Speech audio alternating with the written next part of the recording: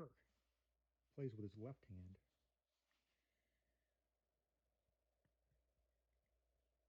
All the movements of the arm are at right angles.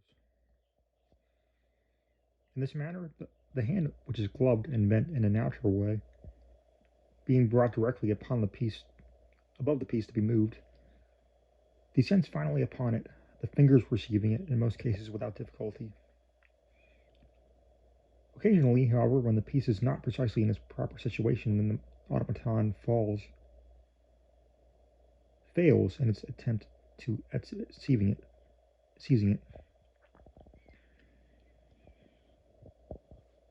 When this occurs, no second effort is made, but the arm continues its movement in the direction originally intended, precisely as if the piece were in the fingers. Having thus designated the spot whither the move should have been made, the arm returns to its cushion. And Maelzel performs the evolution which the automaton pointed out.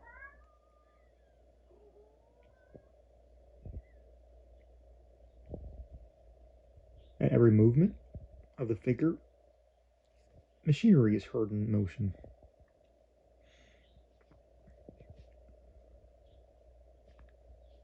During the progress of the game, the figure now and then rolls its eyes as if surveying the board, moves its head, and pronounces the word check when necessary. If a false move be made by his antagonist, he raps briskly upon the box with his fingers of its right hand, shakes his head roughly, and replacing the piece falsely moved in its former hand with an air of triumph.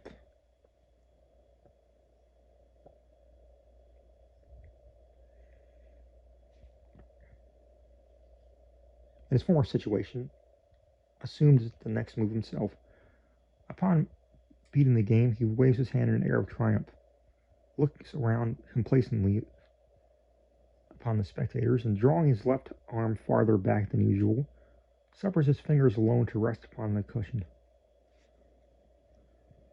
In general, the Turk is victorious. Once or twice he has been beaten. The game being ended, Maelzel will again, if desired, exhibit the mechanism of the box in the same manner as before.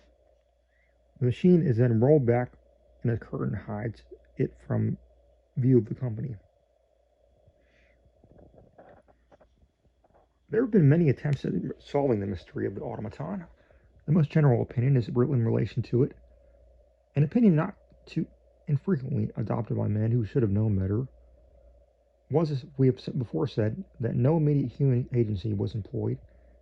In other words, that the machine was purely a machine and nothing else. Many, however, maintain that the exhibitor himself regulated the movements of the figure by mechanical means operating through the feet of the box. Others again spoke confidently of the magnet. Of the first of these opinions we shall say nothing at present more than we have already said. In relation to the second, it is only necessary to repeat that we have before stated, that the machine is rolled about on casters, and at will, at the request of a spectator, be moved to and fro to any portion of the room, even during the progress of the game. The supposition of the magnet is also untenable, for if the magnet were the agent, any other magnet in the pocket of the spectator would disarrange the entire mechanism. The exhibitor, however, will suffer the most powerful lodestone to remain even upon the box during the whole of the exhibition. The first attempt at a written explanation of the secret, at least the first attempt of which we ourselves have any knowledge, was made in large pamphlet printed at Paris in 1785. The author's hypothesis amounted to this: that a dwarf actuated the machine. This dwarf he supposed to conceal himself during the opening of the box by thrusting his legs into two hollow cylinders, which were represented to be, but which are not, among the machinery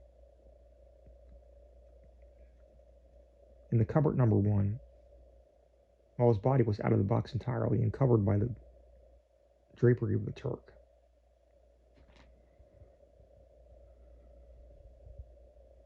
When the doors were shut, the dwarf was unable to bring his body within the box. That noise produced by some portion of the machinery, allowing him to do so unheard, and also to close the door by which he entered.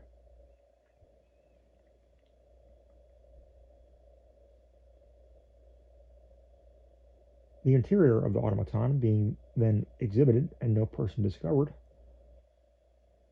the spectators say the author of this pamphlet are satisfied that no one is within any portion of the machine. The whole hypothesis was too obviously absurd to require comment or refutation, and accordingly we find that it attracted very little attention. In 1789, a book was published at Dresden by M.I.F. Freiherr, in which another endeavor was made to unravel the mystery. Mr. Freiherr's book was a pretty large one, and copiously illustrated by colored engravings. His supposition was that, quote, a well-taught boy, very thin and tall for his age, sufficiently so that he could be concealed within a drawer almost immediately under the chessboard, unquote, played the game of chess and affected all the evolutions of the automaton. This idea, although even more silly than that of the Parisian author, met with a better reception and was in some measure believed to be the true solution of the wonder, until the inventor put an end to the discussion by suffering a close examination of the top of the box.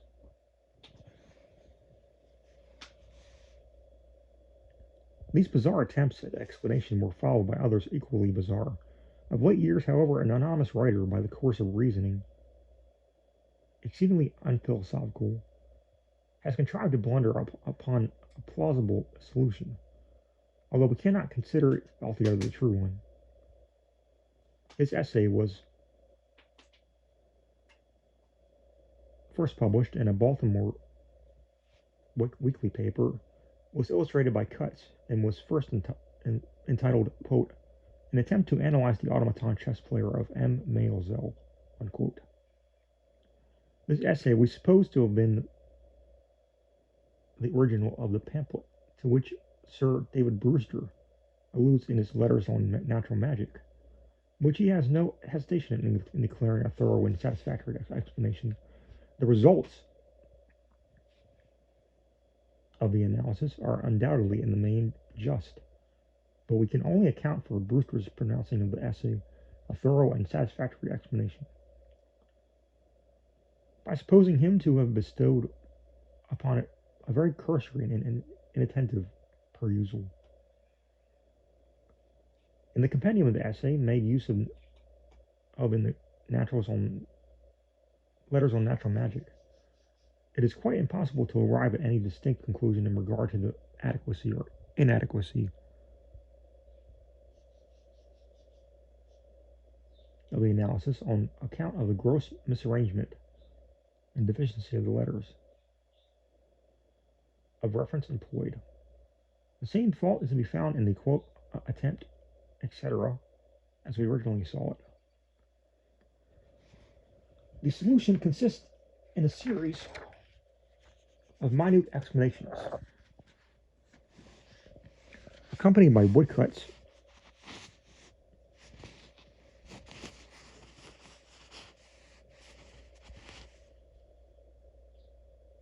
the whole occupying many pages, in which the object is to show the possibility of so shifting up partitions of a box as to allow a human being concealed in the interior to move portions of his body from one part of the box to another. During the exhibition of this body, during the exhibition of the mechanism, thus eluding the scrutiny of the spectators, there can be no doubt, as we have before observed, as we will presently endeavor to show, that the principle, or rather the result of this solution, is the true one. Some person is concealed in the box during the whole of the exhibition, of exhibiting the interior. We object, however, to the whole verbose description of the manner in which the partitions are shifted. To accommodate the movements of the person concealed, we object to it as a mere theory assumed in the first place, and to which circumstances are arrived at by any inductive reasoning. In whatever way the shifting is managed, it is of course concealed at every step from observation. To show that certain movements might possibly be affected in a certain way is very far, from showing that they actually are so affected.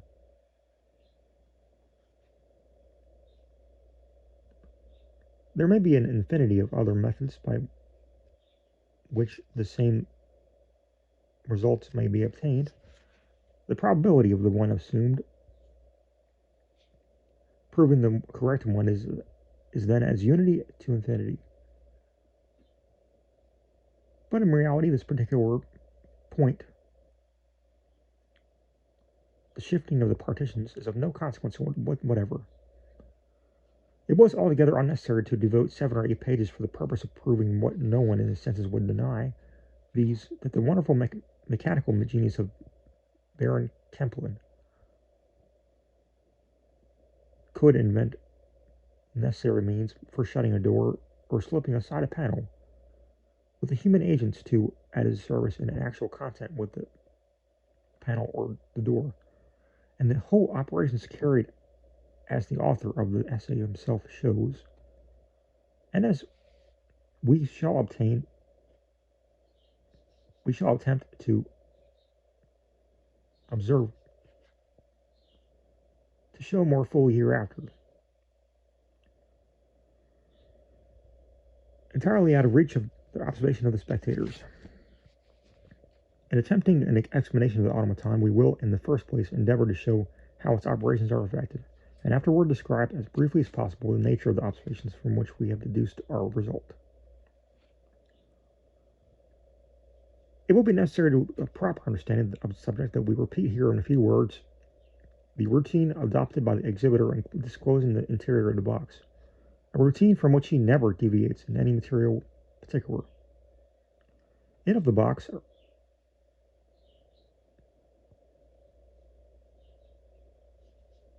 in the first place, he opens the door, number 1. Leaving this open, he goes round to the rear of the box and opens the door precisely at the back of the door, number 1. To this back door he holds a lighted candle. He then closes the back door, locks it, and coming round to the front, he opens the drawer to its full extent.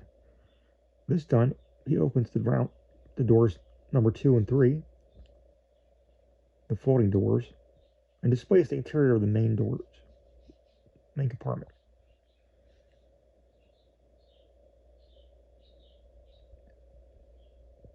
Leaving open the main compartment, the drawers and the front door cupboard number 1, he now goes to the rear again and throws open the back door of the main compartment. In shutting up the box, no particular order is observed, except that the folding doors are always closed before the drawer. Now, let us suppose that when the machine is first rolled in the presence of the spectators, a man is already within it. His body is situated behind the spectators.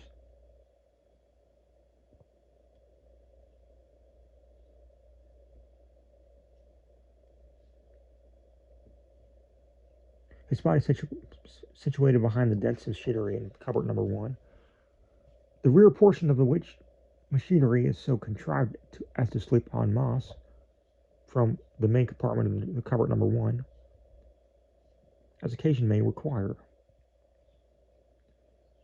and his legs lie at full length in the main compartment. When Maelzel opens the door number 1, the man within is not in any danger of discovery, for the keenest eye cannot penetrate more than about 2 inches into the darkness within. But the case is otherwise when the back door of the cupboard number 1 is opened. A bright light then pervades the cupboard, and the body of the man would be discovered if it were there, but it is not. Putting the key in the lock of the back door was a signal on hearing which the person concealed brought his body forward to an angle as acute as possible, throwing it altogether, or nearly so, into the main compartment. This, however, is a painful position and cannot be long maintained. Accordingly, we find that Maelzel closes the back door. This being done, there is no reason why the body of the man may not resume its former situation. For the cupboard is again so dark as to defy scrutiny.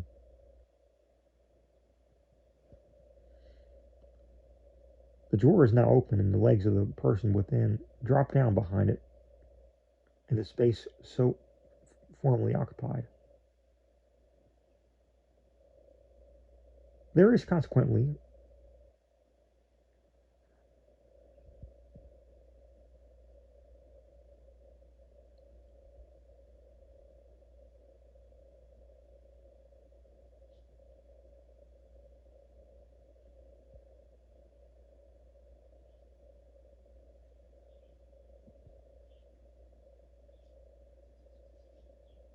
now no longer any part of the man in the main compartment, his body being behind the machinery in the cupboard number one, and his legs in the space occupied by the drawer. This exhibitor therefore finds himself at liberty to display the main compartment.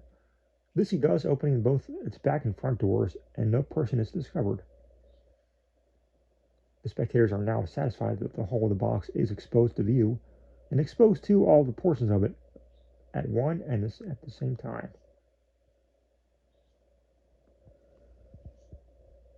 But of course, this is not the case. They neither see the space behind the drawer nor the interior of the cupboard number one, the front door of which latter the exhibitor virtually shuts in, shutting its back door. Maelzel, having now rolled the machine around, lifting up the drapery of the Turk, opened the doors to its back and thigh, and shown his trunk to be full of machinery, brings the whole back into its original position, and closes the doors. The man within is now at liberty to move about. He gets up into the body of the Turk just so high as to bring his eyes above the level of the chessboard. It is very probable that he seats himself upon the little square block of or protuberance which is seen in the corner of the main compartment when the doors are open. In this position, he sees the chessboard through the bosom of the Turk.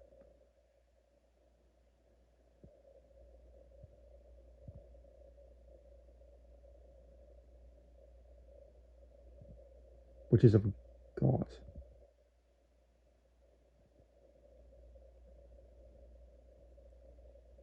Bringing his right arm across his breast, he actuates the little machinery necessary to guide the left arm and the fingers of the figure.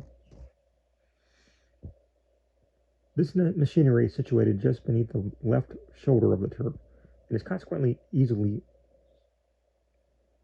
reached by the right hand of the man, concealed, as if we suppose his right arm brought across the breast. The motion of the head and the eyes and of the right arm of the figure, as well as the sound check, are produced by any other mechanism in the interior, and actuated at will by the man within. The whole of this mechanism is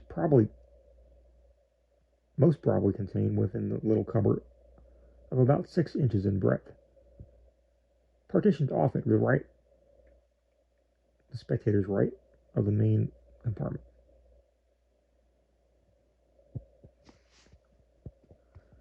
In this analysis of the operations of the automaton, we have purposely avoided any allusion to the manner in which the partitions are shifted, and it will be readily comprehended that this point is a matter of no importance, since by mechanism within the ability of any common carpenter, it might be effected in an infinity of different ways, and since we have shown that however performed, it is performed out of the review of the spectators, our result is founded upon the following observations taken during frequent visits to the exhibition of Maelzel. 1. The movements of the Turk are not made at regular intervals of time, but accommodate themselves to the movement of the antagonist. Although this point of regularity is so important in all kinds of mechanical traverses, might have been readily brought about by limiting the time allowed for the movements of the antagonist. For example, if this limit were at 3 minutes, the move of the automaton might be readily made at any given intervals longer than 3 minutes. The fact that irregularity, which is regularity might have given so easily attained, goes to prove that regularity is unimportant to the actions of the automaton. In other words, the automaton is not a pure machine. 2. When the automaton is about to move a piece, a distinct motion is observable just beneath the left shoulder, in which motion agitates in a slight degree the drapery covering the front of the left shoulder. This motion invariably precedes, by about 2 seconds, the movement of the arm itself.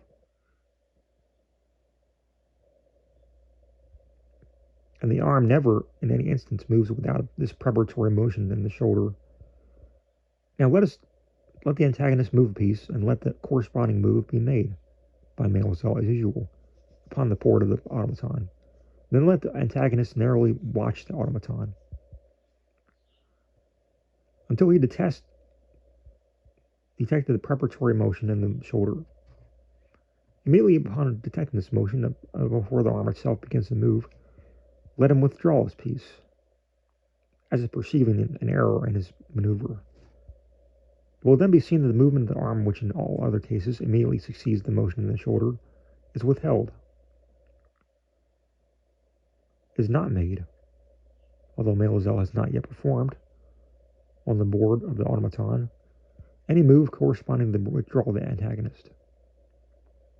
In this case, that the automaton was about to move is evident, and that he did not move was in effect plainly produced by the withdrawal of the antagonist, and without any intervention of Maelzel. This fact fully proves that 1. That the intervention of Maelzel in performing the moves of an antagonist on board of the automaton is not essential to the movements of the automaton. 2. That its movements are regulated by mind, by some persons who seize the board of the antagonist. 3. That its movements are not regulated by any mind of Maelzel, whose back was turned toward the antagonist at the withdrawal of his move. 3. The automaton does not invariably win the game. Were the machine a pure machine, this would not be the case. It would always win. The principle being discovered by which a machine can be made to play a game of chess. An extension of the same principle would enable it to win the game. A further extension of the same principle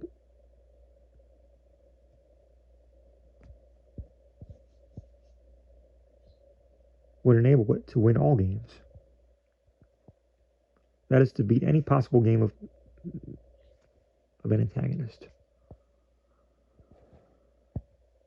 A little consideration will convince anyone that the difficulty of making a machine beat all games is not in the least degree greater as it regards the principle of the operations necessary than that is making it beat a single game. If then we regard the chess player as a machine, we must suppose what is highly improbable, that the inventor preferred leaving it incomplete to perfecting it. A supposition rendered still more absurd when we reflected that leaving it incomplete would afford an argument against the possibility of its being a greater pure machine.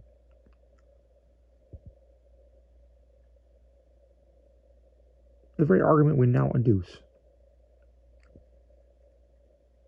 4.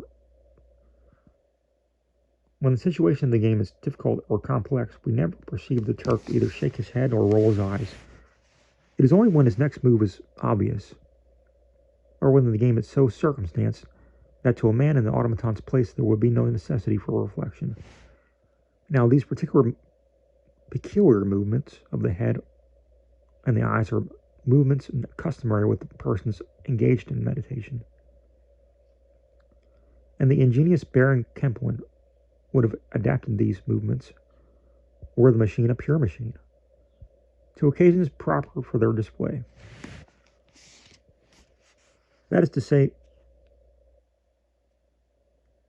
to occasions of complexity. But the reverse is what seems to be the case. And this reverse applies to precisely to our supposition of a man in the interior. When engaged in meditation about the game, he has no time to think of setting in motion the mechanism of the automaton by which are moved the head and the eyes. When the game, however, is obvious, he has time to look about him, and accordingly we see the head shake and the eyes roll. 5. When the machine is rolled around to allow the spectators an examination of the head of the back of the Turk, and when his drapery is lifted up and the doors in the trunk and thigh thrown open, the interior of the trunk is seen to be crowded with machinery. In scrutinizing this machinery while the automaton was in motion, that is to say, with the whole machine was moving on the casters,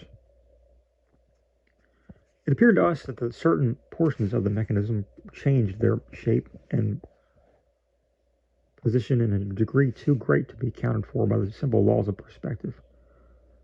And subsequent examinations convinced us that these undue alterations were attributable to mirrors in the interior of the trunk. The influence in any degree of the machinery itself, their operation, and whatever that operation should prove to be, must necessarily have reference to the eye of the spectator.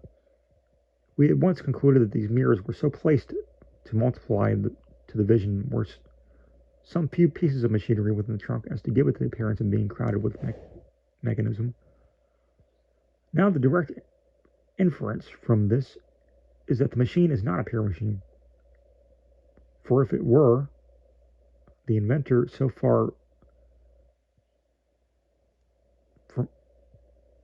from wishing its mechanism to appear complex and using deception for the purpose of giving it this appearance, would have been especially desirous of convincing those who had witnessed this exhibition of the simplicity of the means by which results so wonderful were brought about. The external appearance, and especially the deportment of the Turk, are, when we consider them as imitations of life, but very indifferent imitations. The human head, by the very commonest of waxworks, the eyes roll unnaturally in the head, without any corresponding motions of the lid or brows. The arm in the head, the arm particularly, performs its operations with an exceedingly stiff, awkward, jerking, and rectangular manner. Now, all this is a result of either of inability in Maelzel to do better, or of intentional neglect, accidental neglect being out of the question. When we consider that the whole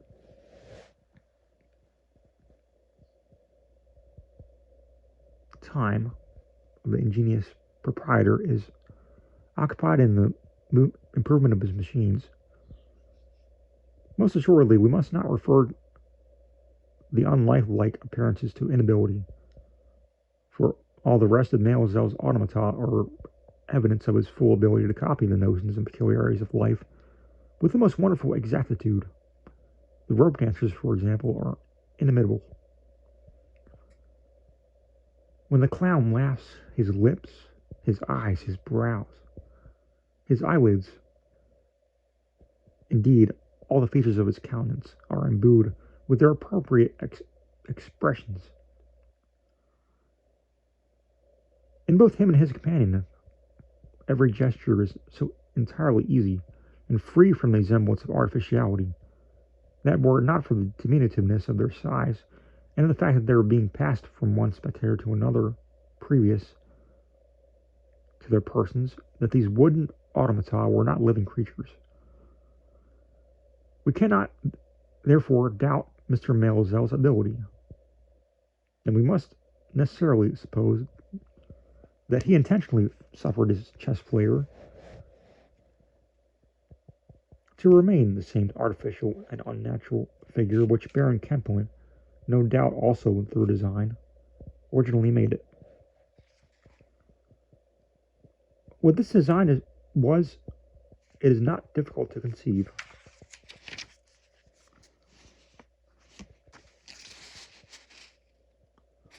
Were the automaton lifelike in his motions, the spectator would be more apt to attribute its operations to their true cause, that is, to human agency within, than he is now, when the awkward and rectangular maneuvers convey the idea of pure and unaided mechanism. 7. When, a short time previous to the commencement of the game, the automaton is wound up by the exhibitor as usual, an ear in any degree accustomed to the sounds produced in winding up a system of machinery, will not fail to discover instantaneously that the axis turned by the key in the box of the chess player cannot possibly be connected with either a weight, a spring, or any system of machinery whatever. The inference here is the same as in our last observation. The winding up is essential to the operations of the automaton, and is performed with the design of exciting in the spectator's false idea of mechanism.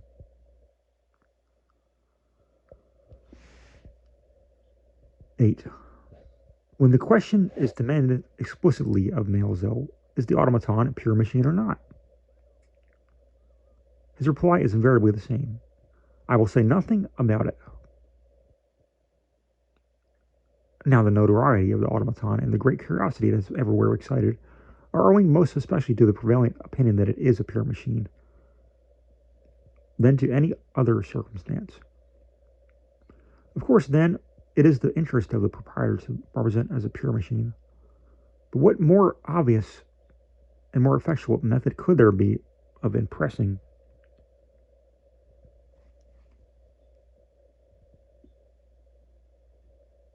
the spectators with this desired idea than a positive and explicit declaration to that effect? On the holding of disbelief on the automaton's being a pure machine, then by withholding such explicit declaration, for people will naturally reason thus, it is Maelzel's interest to represent this thing as a pure machine. He refuses to do so indirectly in words, although he does not scruple, and is evidently anxious to do so indirectly by actions, or actually what he wishes to represent by actions, he would gladly avail himself of the more direct testimony of words. The inference is that his consciousness is not a being pure machine, is the reason of his silence. His actions cannot implicate him in a falsehood, his words may.